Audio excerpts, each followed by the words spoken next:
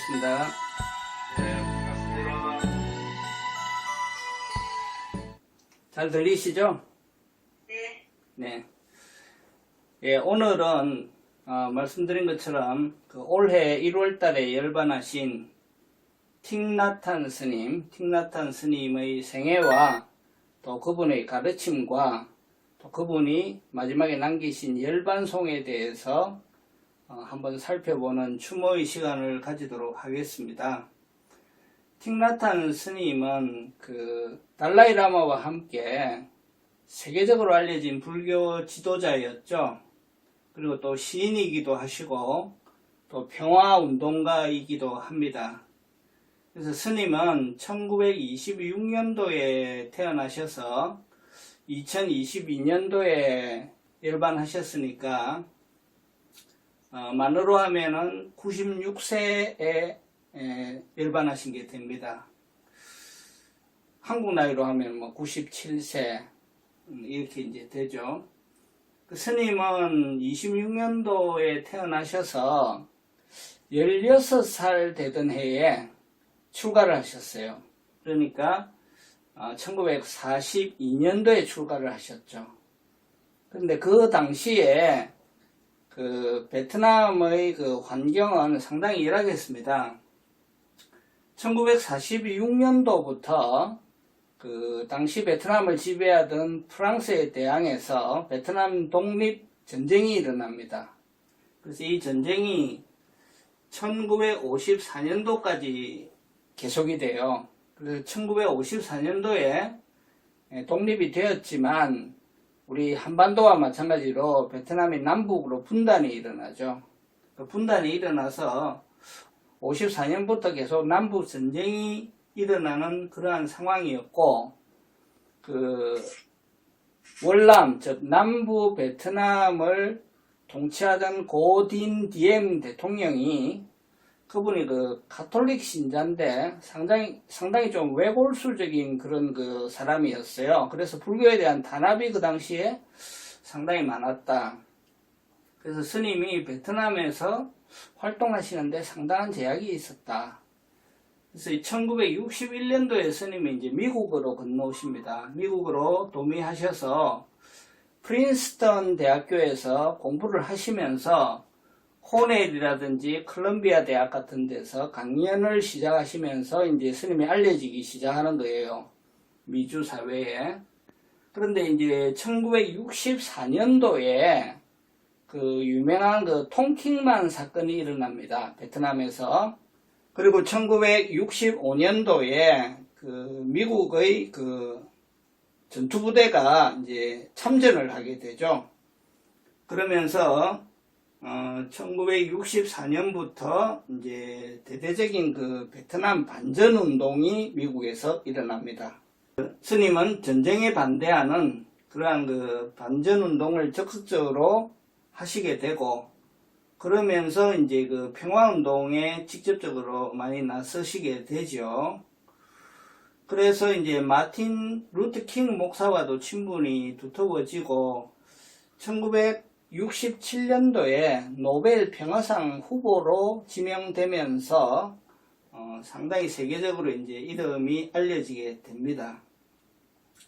이후 1973년도에 프랑스로 망명을 하십니다. 왜냐하면은 이제 그때쯤에서 베트남 정부에서 강제 귀국 명령이 내려와요. 그래서 그걸 피해서 프랑스로 망명하셔가지고 1982년도에 프랑스 남부 보르도 인근에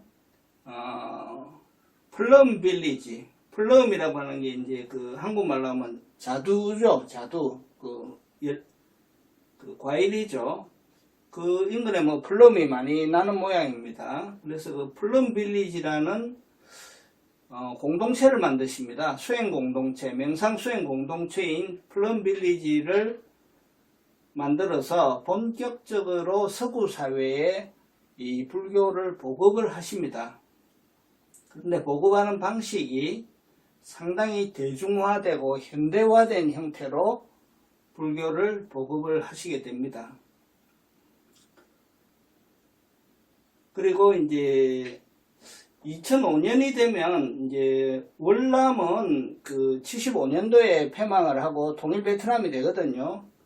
그러고도 거의 그 890, 30년의 세월이 지난 다음에 2005년도에 이제 베트남 정부에서는 마침내 이제 스님에 대한 입국 금지가 해제가 되고, 스님은 그 이후 2018년도에 영구 귀국하셔서 22년도에 이제 열반에 드신다. 이게 이제 스님의 생애입니다.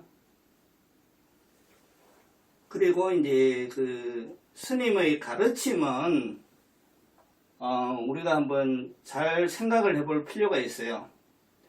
스님이 강조하신 것은 그 이해와 소통과 평화입니다. 그래서 그 플럼빌리지에 있는 그 플럼빌리지만의 독특한 계율이 있어요. 우리 불교에는 이제 5개가 있지만 그 불교 신도로서의 5개 이외에 플럼빌리지에 적용되는 플럼빌리지의 계율이 있는데, 그걸 한번 봅시다. 플럼빌리지의 제1계율은 뭐냐면 모른다입니다. 모른다.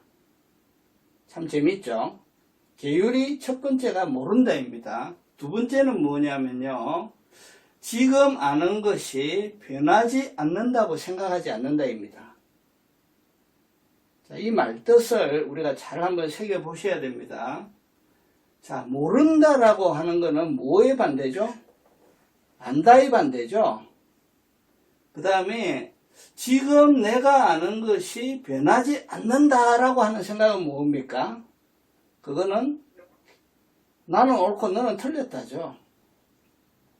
그러니까 우리가 흔히 세상을 살면서 어떻게 삽니까?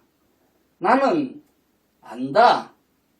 그리고 내가 아는 것이 옳고 네가 아는 것은 틀렸다 이거죠. 이거를 그대로 정확하게 뒤집는 거예요. 그래서 플럼빌리지에서는 이걸 가르치는 겁니다. 모른다.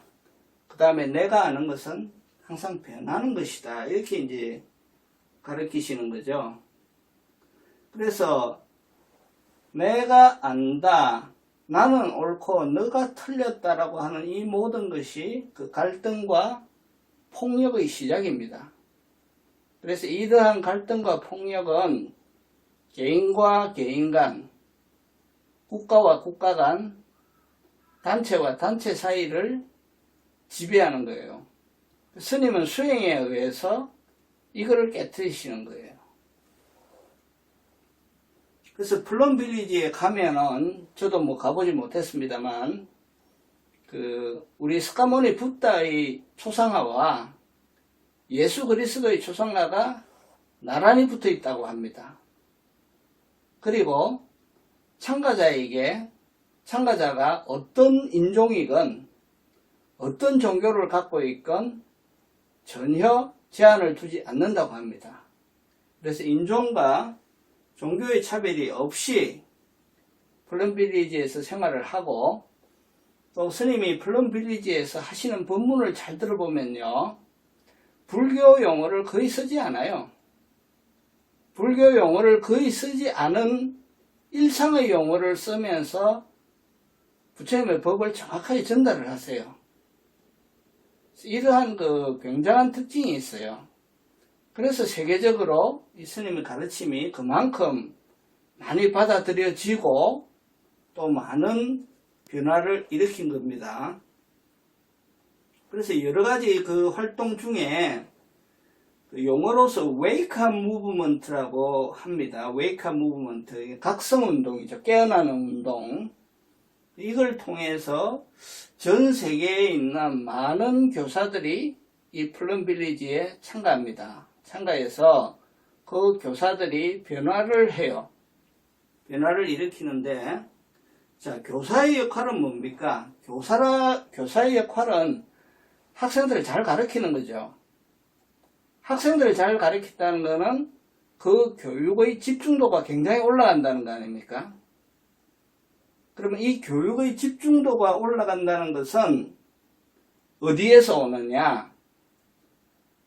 교사와 학생과의 관계에서 출발을 합니다. 자, 우리가 옛날에 우리 학교 다닐 때 한번 생각을 해보세요. 자, 예를 들어서 수학 선생님이 싫어, 내가. 수학 선생님이 꼴도 보기 싫어. 그러면 수학 선생님이 가르치는 그 내용 자체가 듣기가 싫어요. 앉아가지고 딴 생각을 하고 딴 짓을 하죠. 그 반면에 또 예를 들어서 역사 선생님이 내가 참 좋아, 인간적으로. 선생님이 너무 훌륭해. 그러면 역사 시간만큼은 졸지를 않죠. 귀를 쫑긋하고 선생님 수업하시는 걸 듣죠. 여기서 오는 학습의 차이는 엄청난 겁니다. 자, 그러면 어떻게 하면은 교사와 학생과의 사이가 좋아질까요? 그것은 교사가 학생들의 suffering, 고민과 고통을 이해하는 데서 출발을 합니다.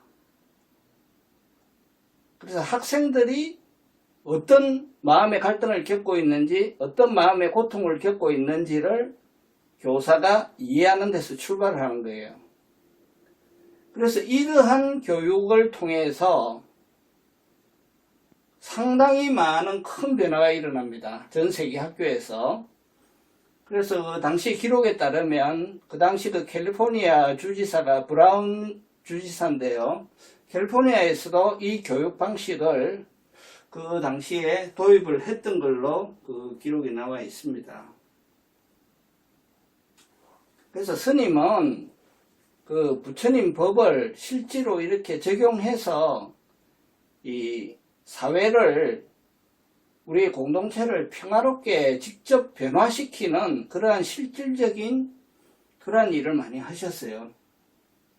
스님은 또 이제 법문을 하실 때 연꽃의 비유를 많이 드십니다. 연꽃의 비유를 많이 드시는데, 자, 연꽃이 깨끗한 화단에서 핍니까? 아니면 진흙에서 핍니까? 예, 진흙에서 피죠. 자, 그러면 연꽃을 우리가 비유를 해서 연꽃인데, 연꽃을 깨달음이라고 합시다. 연꽃을 깨달음이라고 하면 진흙은 뭐죠? 진흙은 예, 중생. 중생의 특히 어떤 부분입니까? 중생의 고통이죠, 고통. 예, 중생의 고통에서 연꽃이 피어나는 거예요. 그래서 연꽃은 깨끗한 곳에서 피지 않고 중생의 고통 속에서 피어난다. 그래서 우리가 사성제 중에 제일 먼저 나오는 게 고성제죠. 스님의 가르침은 간단해요. 고통에서 벗어나는 법을 계속 수행시키고 그걸 변화해서 해피니스로 바꾸는 그런 작업을 하십니다. 그래서 고통이 일어날 때 그거를 이제 스님은 회피하지 않죠. 회피하지 않고 그거를 직접적으로 대면해서 그 고통을 없애는 그것이 불교의 수행이다. 이제 이렇게 하십니다. 그렇게 볼 때요, 우리가 이제 불교 공부 오래 했잖아요.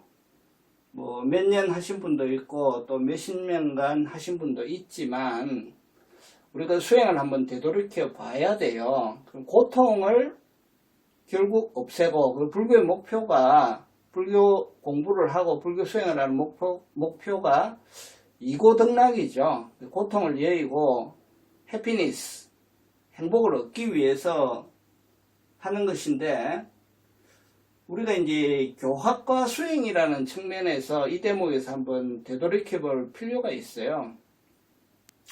우리는 불교의 교리를 공부하고 법문을 듣고 하는 것을 물론 해야 됩니다. 물론 해야 되는데, 그와 더불어 수행을 반드시 해야만이 고통에서 해피니스로 행복으로 바꾸는 것을 실질적으로 일어나게 할 수가 있어요. 그래서 그걸 더 잘하기 위해서 사실 우리가 교학을 공부를 하는 거예요. 그런데 이제 많은 경우에 이제 수행을 좀 등한시하고 그냥 교학을 공부만 하는 것은 실제 효과에 있어서 그 고통을 행복으로 바꾸는데 상당히 힘이 약해요. 그래서 이제 스님의 그 발자취와 가르침을 들어보면 철저하게 그 서퍼링을 해피니스로 바꾸는데 초점이 맞추어져 있다 하는 것을 강하게 아주 느끼게 됩니다. 그래서 지금 드리는 말씀은요, 우리 화두 수행을 할 때 남전참묘 얘기하시죠? 남전참묘.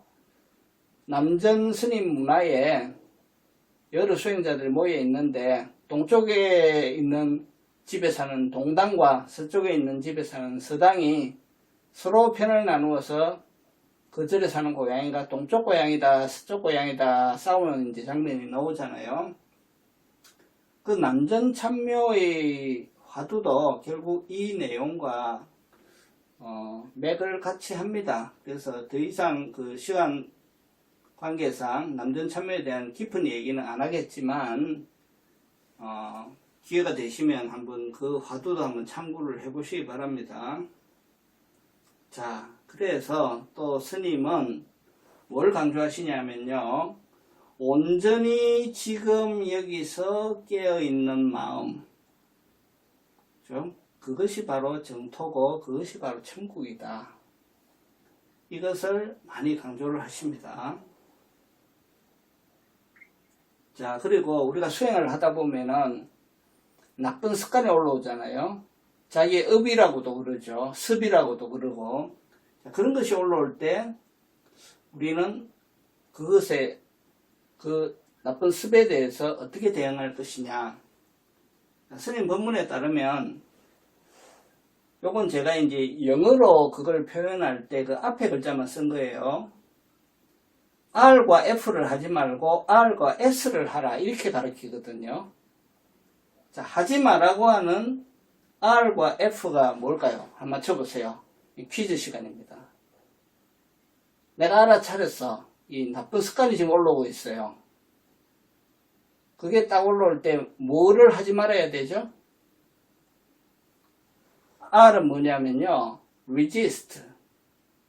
그게 대해서 저항하고 싫어하는 마음을 내지 말고, F는 뭡니까? fight. 대항해서 싸우지 말라. 그 대신에 R을 해라. another R을 해라. 이 R은 뭐냐면은 recognize. 알아차리라는 거예요. 그냥 알아차리고 S를 해라. 이 S는 스님의 독특한 표현이에요. 저는 다른 스님한테는 이렇게 표현하는 거 잘 못 봤어요.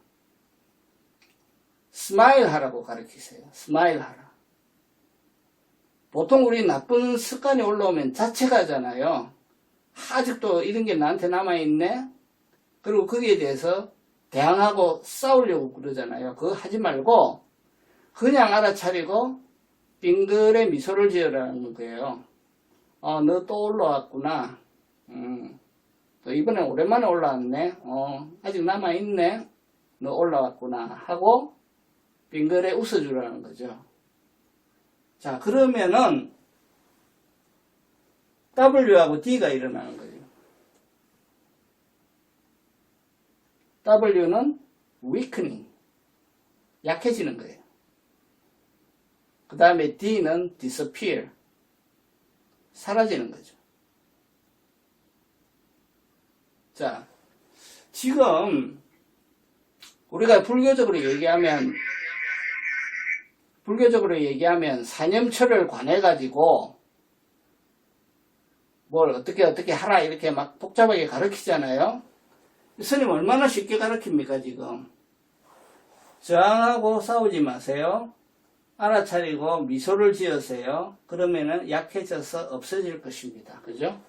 스님은 이렇게 참 쉽게 가르치시는 게 특징이에요. 그래서 그 쉬운 불교, 생활불교, 실천불교를 전 세계적으로 확립시킨 분이 아닌가 저는 그런 생각이 듭니다. 한국에도 이런 불교 운동이 있죠. 제가 알기로는 그 시초를 이루신 분이 백용성 스님. 용성 스님이 산중 속에 있던 불교를 시내 포교당으로 끌어내신 분이에요. 그래서 그 법맥이 동원 스님에서 도문 스님으로 이어지고 법륜 스님으로 이어지죠. 우리 한국에도 이제 그런 운동의 그런 불교 운동의 법맥이 그렇게 있는데, 스님이 하시는 그 가르침과 신행 내용이 이런 쉬운 불교, 이런 대중불교를 서구 사회에 아주 깊이 넓히시고 확립하신 그런 큰 공로가 있습니다. 그래서 1995년도 2003년, 2013년 이렇게 세 번에 걸쳐서 한국을 방문하셔서 또 호흡관과 극기명상 이런 대중지도를 하셨고요. 또 중앙성가대학교 방문하셔가지고 또 학인 스님들을 위한 법문도 하시고 또 거기에 대한 지리응답도 하시고 하셨어요. 그래서 스님의 이런 쭉 가르침 중에 제가 지금 한자로 이렇게 적어 놨습니다. 현법락주. 자, 보이십니까? 현법락주. 누가 해석 한번 해보실래요?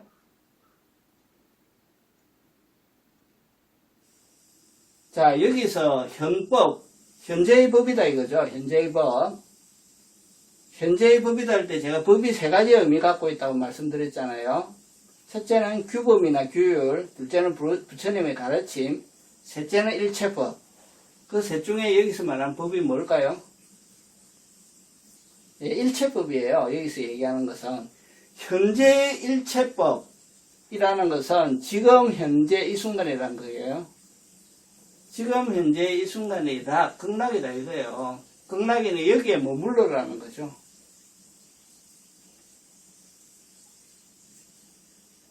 그래서 틱낙한 스님에 따르면 이 법문이 어디서 나오냐면 중앙성가대학에서 하신 법문에서 이게 나오는데요.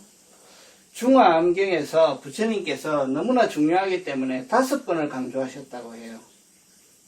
이 5번을 강조한 현법락주의 법문과 그 다음에 그 스님 중 한 분이 젊은 스님이 틱낙한 스님한테 묻습니다. 스님 아란이십니까? 이렇게 물어봐요. 거기에 대해서 스님이 어떻게 답변하시는지 한번 짧은 시간에 뭐 한 2, 3분짜리 본문이니까 잠깐 같이 한번 보도록 하겠습니다. 자, 우리 아라한이라고 할 때는요, 이 아라한이라고 한문으로 쓴 거는 음력입니다. 발음 그대로 그냥 아라한 이렇게 쓴 거예요. 근데 뜻은 어떤 뜻이냐면요, 무학이다, 불생이다, 불환이다는 뜻이 있습니다. 그래서 무학이라는 것은 이 아라한은 수행자의 최고 단계를 얘기하는 겁니다. 수행자의 최고 단계. 무학 더 배울 것이 없는 사람이다. 그 다음에 불생, 생사가 이미 끊어진 거예요. 불생, 더 이상 태어나지 않는 사람이고, 불환, 더 이상 돌아오지 않는 사람이죠. 윤회의 고리로 다시 돌아오지 않는 사람이 아라한입니다. 그래서 이 남방불교 수행자의 최고 단계가 이 아라한이죠. 그래서 우리 성가대학교 스님 한 분이 질의응답 시간에 스님 아라한이십니까? 이렇게 물어요. 거기에 대해서 스님이 어떻게 답하는지 한번 들어보세요. 첫 번째 부분은, 앞부분은 이제 현법 락주에 대한 간단한 법문, 그 다음에 이제 아라한이십니까? 하는 질문에 대한 스님의 대답을 우리가 한번 들어보도록 하겠습니다.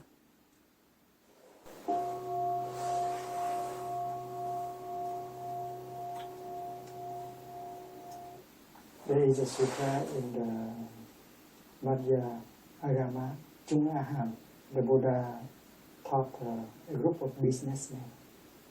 because many of them think that happiness is not possible in the present moment. You have to go to the future in order to seek for more conditions of happiness.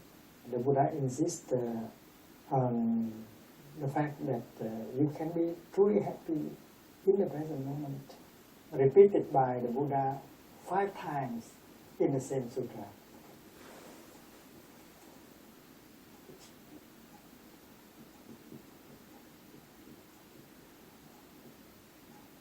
You can you can live happily in the present moment. This teaching of the Buddha is very important, but many Buddhists ignore. They are always running for happiness. You don't know that happiness is possible in the here and the now. And that is why, as a monk, as a nun, we should be able to be happy in the here and the now with the practice recommended by the Buddha. And only as a happy monk, a happy nun, you can help people. 스님께서는 말하십니까? No.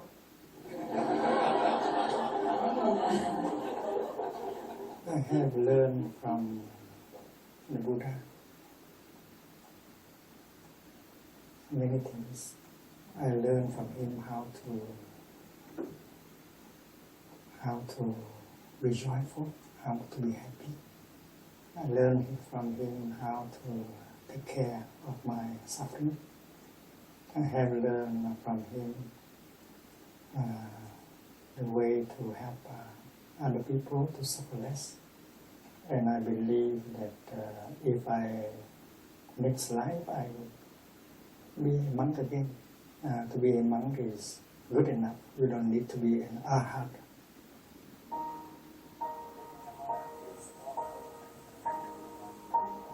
스님께서 수행 방법을 지도하실 때는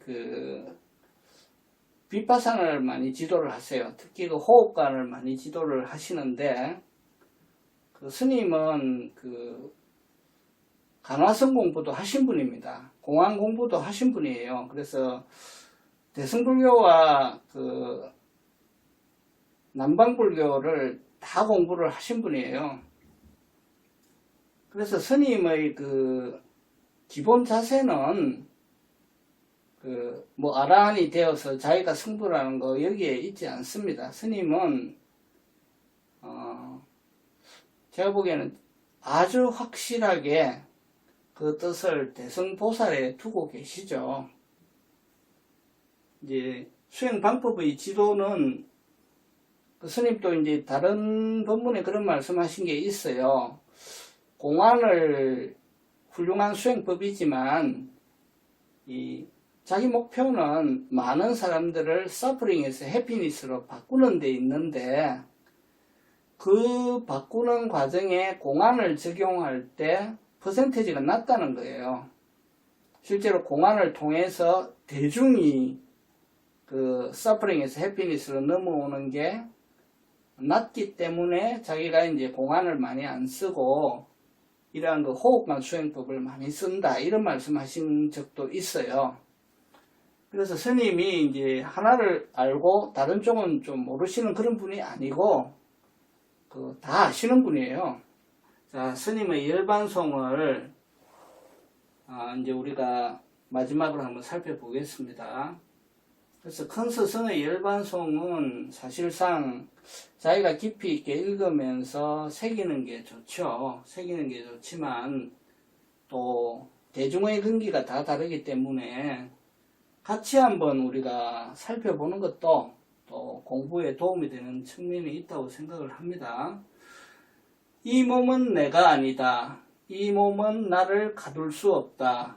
나는 경계가 없는 생명이다. 나는 태어난 적도 죽은 적도 없다. 저 넓은 바다와 하늘, 수많은 우주는 다 의식에 의해서 태어난다. 나는 시초부터 자유 그 자체였다. 생사는 오고 가는 출입문일 뿐이다. 태어나고 죽는 것은 숨바꼭질의 놀이일 뿐이다. 그리하여 내 손을 잡고 웃으면서 잘 가라고 인사하자. 내일 어쩌면 그 전에 다시 만날 것이다. 근본 자리에서 항상 다시 만날 것이다. 삶의 수많은 길에서 항상 다시 만난다. 틱나탄. 자, 우리는 많은 스님들의 열반송을 볼 기회가 있었습니다. 우리 한국 불교의 훌륭하신 고성들도 주옥 같은 열반송들을 많이 남기셨죠. 그 내용과 스님 열반송의 내용이 다르지 않습니다. 같은 말씀이에요. 같은 말씀인데 훨씬 부드럽고 훨씬 아름다운 시로서 이렇게 표현을 해주셨죠. 그래서 이 열반송에서조차도 스님의 그 자비로움이 이렇게 많이 들어있지 않나 그런 생각을 합니다. 자, 그러면 내용을 조금 더 살펴볼까요? 자, 이 몸은 내가 아니다. 이 몸은 나를 가둘 수 없다. 이 얘기는 우리가 많이 들어보셨죠? 이 몸뚱이가 내가 아니라는 거. 이 몸뚱이는 보통 이제 우리 불교적으로 표현할 때 색과 수상행식이라는 오온의 덩어리라고 하잖아요. 그래서 태어나고 죽으면 썩어서 없어지는 이 몸뚱이가 내가 아니다라고 하는 것은 우리 불교를 공부하는 사람이면은 너무나 많이 들어서 알고 계실 것입니다. 그러면 그거를 내가 아니니까 구태여 이름을 붙이면은 가짜나다 이래야 되겠죠. 가짜나다. 그러면 내가 아닌 가짜나가 아닌 것은 뭡니까? 진짜 나죠. 진짜 나. 그래서 그 진짜 나를 굉장히 여러 가지 이름으로 부릅니다. 그 진짜 나를 굉장히 여러 가지 이름으로 부르는데 많이 들어본 이름들이 이제 뭐 참나라든지 그죠? 진여불성이라든지 뭐 이렇게 많이 부릅니다. 그리고 화두 공부를 할 때 부모 미생전 본래 면목 이렇게 이제 표현하기도 하죠. 부모가 나를 낳기 전에 본래의 너의 모습은 무엇이냐, 그죠? 이게 이제 참나죠. 그래서 이 참나가 나의 이 몸뚱아리가 나의 참나일 수는 없다 하는 일단 선언을 이렇게 하시는 거고요. 그 다음에 나는 경계가 없는 생명이다. 나는 태어난 적도 없고 죽은 적도 없다. 자, 나는 경계가 없는 생명이다. 경계는 우리 불교 교학에서 육경이라 그러잖아요. 색성, 향미, 촉법. 이 6 경계가 이 참나를 가둘 수는 없는 거다 이거죠. 경계, 이 색성, 향미, 촉법 이러한 경계가 구속할 수 있는 대상이 아니다. 그래서 지금 이제 열반송에서 하시는 말씀은 이 가짜나가 아닌 진짜 나의 참 모습에 대한 걸 드러내는 게 열반송이거든요. 그래서 이제 계속 그 참 모습에 대한 얘기를 하고 계십니다. 처음에 이제 이 몸뚱이가 아니다는 선언을 하셨고, 그 다음에는 경계, 이런 6 경계가 나를 구속할 수 없다. 이런 말씀을 하시죠. 그 다음에 뭐라 그랬습니까? 태어난 적도 없고 죽은 적도 없다 그랬죠. 이거는 우리가 법성계 공부할 때 태어나고 죽는 거는 뭡니까? 법상이죠. 법상이고 법성은 태어남과 죽음이 없는 거죠. 그래서 지금 이제 법상과 법성을 얘기하시는 거예요. 자, 태어난 적도 없고 죽은 적도 없다는 것은 한자로 표현하면 불생불멸이죠. 자, 이 불생불멸 어디에 나옵니까? 자, 반야신경에 나오죠. 반야신경. 반야신경에서는 뭐가 불생불멸이라고 나옵니까? 자, 제법 공상 불생불멸 이렇게 나오잖아요. 제법 공상 불생불멸. 태어나지도 않고 죽지도 않는 거. 그게 반야신경의 표현에 따르면 제법 공상이고, 법성계의 표현에 따르면 법성이고, 법성계가 뭐에서 시작합니까? 법성, 원용, 무이상에서 법성에서 시작하죠. 그 다음에 어떻게 끝납니까? 구례, 부동, 명의, 불 해서 불로 끝나죠. 법에서 시작해서 불로 끝나죠. 그것이 이제 이름이 그렇게 붙어 있는데 차별이 없습니다.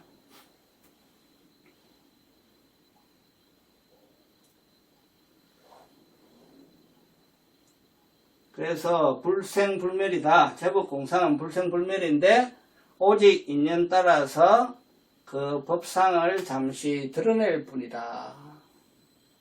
이런 법문을 지금 하고 계십니다. 저 넓은 바다와 하늘, 수많은 우주는 다 의식에 의해서 태어난다.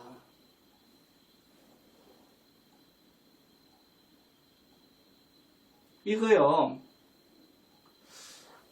우리 유식사상 공부할 때 다 배웠습니다. 우리 유식사상 공부할 때. 자, 저기 바다가 있고, 하늘이 있고, 밤이 되니까 하늘에 별이 반짝반짝합니다. 대우주가 있습니다. 이 대우주는 내가 태어나기 전에도 있었고, 내 사는 동안에도 있고, 내가 죽은 다음에도 있겠죠. 그래서 그거를 이제 물질세계라고 합시다. 물질세계. 물질세계가 있는데, 그 물질세계는 나의 의식이 태어나기 전에는 나하고 아무 상관이 없어요. 그 세계는 없는 세계예요. 나한테는. 근데 내가 태어나고 6개의 감각기관이 생긴 거예요. 소위 고성능 카메라가 생긴 거죠. 고성능 카메라가 보기 시작하고 냄새 맡기 시작하고 만지기 시작하는 거예요. 그러면서 뭐가 열리죠? 나의 세계가 열리는 겁니다. 나의 세계. 그런데 이 나의 세계는 카메라가 담아내는 카메라를 통해서 맺힌 상이죠. 상이고, 그 다음에 나라고 하는 놈이 그거를 인식하는 거죠. 그래서 그 상을 우리가 유식 사상에서 상분이라 그러죠. 상분. 자, 여기 있네요. 상분. 그 다음에 그것을 분별해서 인식하는 것을 견분이라 그러죠. 그래서 견분과 상분이 결합된 것이 나의 세계입니다. 그죠? 근데 여기서 우리가 착각을 일으키고 있는 거죠. 바깥 대상을 상분인데 그 상분이 진실이라고 생각하는 거죠. 그 상분이 단지 카메라를 통해서 나한테 맺힌 상일 뿐인데 그것을 실체라고 생각하고 그 다음에 자아가 발동해서 그것을 분별하는데 그것을 분명한 나의 자아라고 생각하는 거죠. 그 두 개가 다 잘못된 견해라는 게 유식학에서 가르칩니다. 그래서 받아들여진 상을 실체라고 착각하는 것을 알아차리고 그게 틀렸다는 걸 깨닫는 것을 법공이라고 그러고요. 그 다음에 자아라고 하는 것이 있어가지고 이것이 불변하게 간다라고 하는 것을 아니다라고 알아차리는 것을 아공이라고 합니다. 그래서 아공과 법공을 깨닫는 것이 우리가 자정분이라고 배웠죠. 그 다음에 그 자정분이 맞다고 인정하는 것을 정자정분이라고 배웠죠. 그게 우리 불교의 유식사상에서 배운 사분이죠. 그래서 더 상세한 것은 우리 유튜브 비디오 15강 3부 4부에 가시면 다시 한번 복습할 수 있어요. 우리 김재범 법사님 상세하게 설명하고 있어요. 다시 한번 기회 되는 대로 한번 보시고 이러한 유식 세계에 대한 복잡한 법문을 아주 간단하게 한마디로 딱 그렇게 정리를 하고 계시잖아요. 저 넓은 바다와 하늘 수많은 우주는 하나의 의식에 의해서 태어난다. 이 한 줄에 그 불교의 유식 사상을 다 담아놓은 거예요. 그래서 여기에 대한 말씀을 지금 하고 계신 거고요. 자, 나는 시초부터 자유 그 자체였다. 대자유인이죠. 경계에 의해서 구속되지 않는 대자유인임을 다시 한번 선언을 하는 거죠.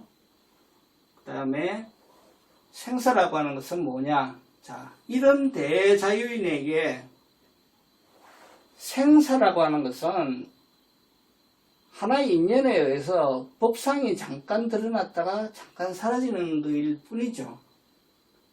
그래서 태어나고 죽는 것은 그저 숨바꼭질하는 하나의 유의에 불과하다. 우리 숨바꼭질의 놀이의 본질이 뭐죠?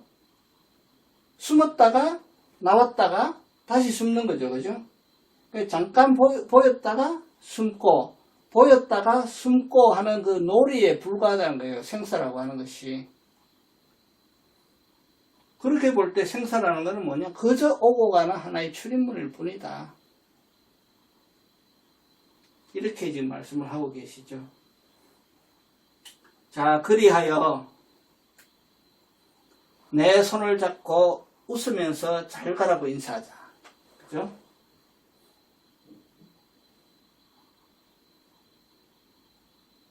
자, 우리 놀이터에서 잘 놀고 노래가 끝날 때 어떻게 합니까? 친구들한테 손 흔들죠? 손 흔들면서 안녕 잘 가 이렇게 하죠. 그죠? 안녕 잘 가. 그러니까 죽는 것은 숨바꼭질 재밌게 한번 하고 헤어질 때 안녕 잘 가 또 만나. 이 스님의 경지에서는 그거와 전혀 다를 바가 없는 거예요. 그 삶과 죽음을 얼마나 명쾌하고 가볍게 지금 딱 받아들이시는 겁니까? 자, 놀이터에서 놀이가 끝나고 헤어질 때 잘 가라고 인사하는 것과 무엇이 다르냐? 그죠? 자, 내일 어쩌면 그 전에 다시 만날 것이다. 근본 자리에서 항상 다시 만날 것이다. 삶의 수많은 길에서 항상 다시 만난다. 자, 놀이터에서 헤어졌다가 다시 만나는 것은 내일 만날 수도 있고요. 그 만나는 것은 헤어질 때도 큰 뜻이 없는 것처럼 만나는데도 뭐 그렇게 큰 뜻이 있는 게 아니죠. 그래서 이미 이 본문에는 이 시공간의 제약은 이미 없는 겁니다. 시공간의 제약은 없고 언제든지 다시 만날 수 있는 거죠. 그래서 지난번에 우리가 중도를 공부할 때 투두 비로요 물물화장이라 처처에 불상이니 사사에 불공하라. 이 구절을 말씀드린 적이 있습니다. 그래서 도처에 부처가 계시고 도처가 화장세계인데 그래서 부처님 아니 계신 곳이 없으니 내 하는 모든 일이 불공이다. 이런 상황에서 스님을 만나는 게 어려울까요? 전혀 어렵지는 않죠. 그죠? 그래서 이 마지막 귀절은 우리 법부님들 많이 들어보신 경봉스님, 그 경봉스님 마지막 말씀하고 똑같아요. 자, 경봉스님이 입적하시기 직전에 그 제자가 이제 슬피 울면서 스님 너무너무 보고 싶습니다. 스님 이제 가시면 언제 어디서 스님을 배우리까? 이렇게 물으니까 경봉스님 뭐라고 말씀하셨죠? 오늘 밤 야반 삼경에 대문 빗장을 한번 만져보거라. 그죠? 법성과 법성이 만나는 때는 법상이 필요 없는 거예요. 그냥 빗장을 만져도 되고 벽을 한번 짚어도 되는 거예요. 그게 이제 이 열반의 세계입니다. 그래서 전체적인 열반송의 흐름은 우리 당대 고성들의 열반송과 차이가 없습니다. 차이가 없는데 상당히 상세하고 아름답고 부드럽게 이렇게 잘 표현하고 계시죠. 자, 그러면 내일 어쩌면 그 전에 다시 만날 것이다. 근본 자리에서 항상 다시 만날 것이다. 삶의 수많은 길에서 항상 다시 만난다. 이렇게 하셨는데, 그리고 제가 경봉스님 얘기도 들려드렸는데, 그러면 우리는 틱낙한 스님을 언제 어디서 다시 만날 수가 있죠?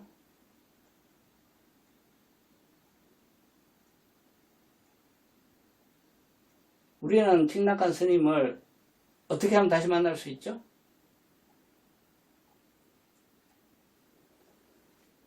틱낙한 스님 지금 여기 와 계시잖아요. 지금 제 옆에 와 계시잖아요. 오늘 우리 만나고 있잖아요.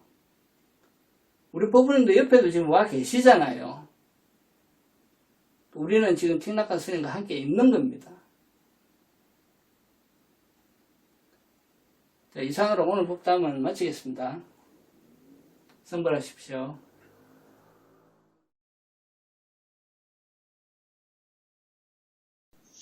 근본 자리가 뭡니까? 근본 자리. 근본 자리에서 항상 다시 만날 것이다. 네. 근본 자리.